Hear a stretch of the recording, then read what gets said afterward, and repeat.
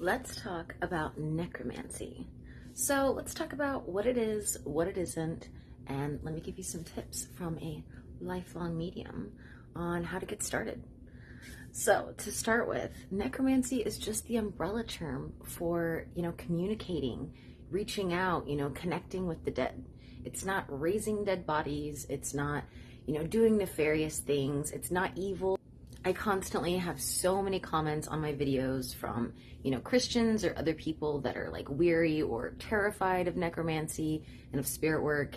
And they say stuff like, it's evil, or I should repent, or this and that.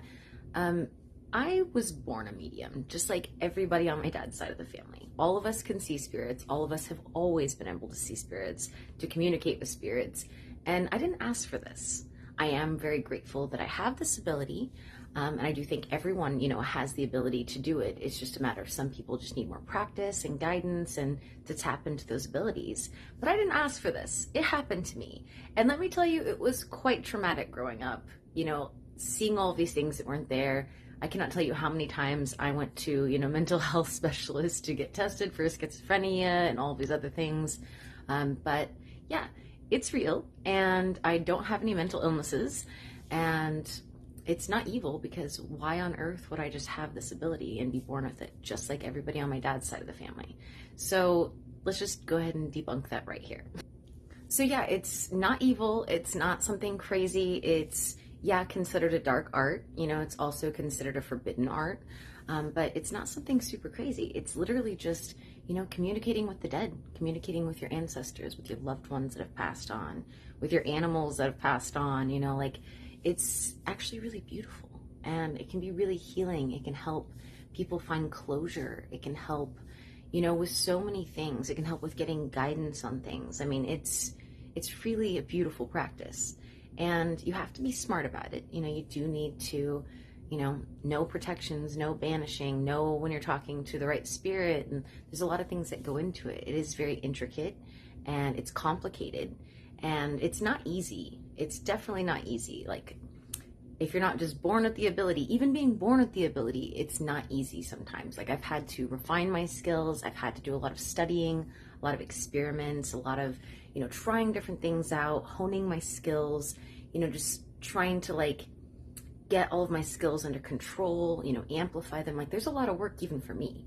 So it's not an easy path, but like I said, it can be very rewarding, and it can be very beautiful. And it is difficult to, especially if you're going through a difficult time in life, it is difficult to have spirits showing up. And because whenever you open the doors, to the spirit realms, if they're closed to you already, if you open the doors, it can be a little overwhelming. It can be a little intense, and it can be unwelcome sometimes if you are going through your own stuff, whenever I've had deaths, in the family, or just going through some depression, or different things, or my chronic illnesses were out of control. I didn't really have the mental space, to deal with having all of these presents around, so a couple of years ago, I finally realized I'm gonna try asking for some space when I need it. I'm gonna try setting some boundaries, and it worked. And it's been really nice because it makes it so much more of a good experience. I don't feel overwhelmed.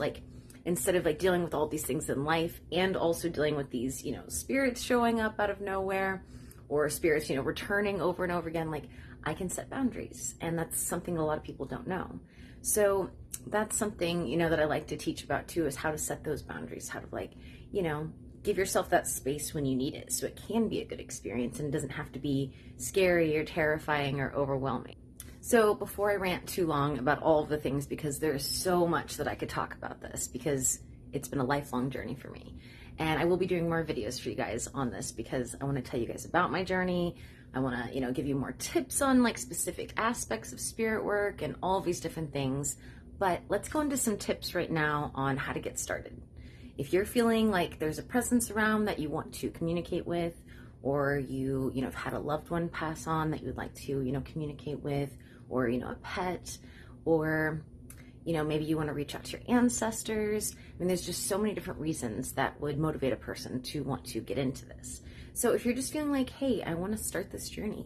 So first and foremost, I am a witch, And, I do a very like kind of, combination of like using ritual, working with deities and demons to do my spirit work. You don't have to do all of that. You can, and it will make things a lot more effective. But you can just, connect with the spirits. So that's the first thing. Decide if you want to, involve deities and demons that are good for necromancy. If you want to do like rituals, or if you're just wanting to, just connect with the dead. That's the first thing you need to kind of decide. And the next most important thing is, protecting yourself. And if you're a witch, also doing some banishing.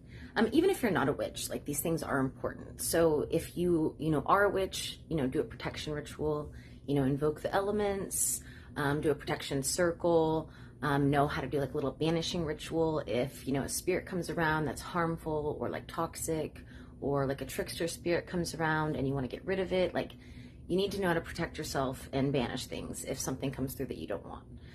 It's imperative, especially as a beginner. But then if you're not a witch, if you're not into, occulty, witchy things, just, work on like some sort of way to make yourself feel safe, and also whenever you're like, initiating communication, say hello, be respectful, say, I'm trying to communicate with, this spirit. Then at the end of your session, like say, I'm done with this session, I'll talk to you again in the future, but for now I'm done, like be respectful about it, and kind of give like a start and an end point, whenever you're doing like a little session of trying to communicate with a spirit. But, find some ways to try to make yourself feel protected.